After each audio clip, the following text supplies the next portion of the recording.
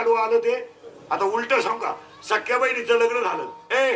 सख्या बहिणीचं लग्न झालं माहिती म्हणलं, भावानं 18,000 घोडे बहिणीला दान केले. 18,000 घोडे. आणि बहिणीचं लग्न झालं महाराज. आणि लग्नाच्या वरातीत आकाशवाणी झाली का तुला बहिणीला होणारा पोरगा तुला मारणार आहे. बहिणीला भावाला जेलमध्ये ठेवलं. बहिणीला दिवस गेले. बहीण बाळंत झाली. बाळंत झालेलं पोरगा आईला स्तनाला नाही लावता आलं. भावानं दगडावर आपटलं. 6 आपटले. 7वा योग मायेने नेला. आणि 8वा कृष्ण जन्माला आला. 8 पोरं होऊन आईला पोराला स्तनाला दूध पाजता आलं नाही. आणि तिथं काय देवाची आई होती.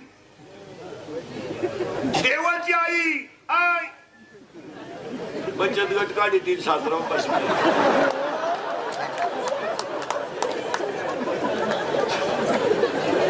सासऱ्याला 4 दिवस झाले आंघोळ नाही.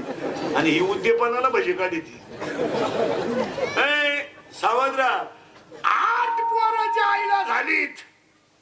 ती आईला मुलगा स्तनाला लावता आलं नाही. पण जिनं जन्मालाच घातलं नाही तिथं स्तन इतकं भाग्यवान का जगाचा बाप त्या स्तनातलं दूध प्याला. काय भाग्यवान स्तन असेल ते का त्या स्तनाला जगाच्या बापाचं तोंड लागलं. घटाघट त्या स्तनातलं दूध प्याला. हिला 8 मुलं झाली. एकाही स्तनाला लागला नाही. तिनं जन्मालाच घातला नाही. काय तिची मांडी असेल का त्या मांडीवर जगाचा बाप खेळला. कृष्ण खेळला मांडीवर. आयता तुपलीत बसून गेला तिला भेटायला. नदी घाबरली आणि ती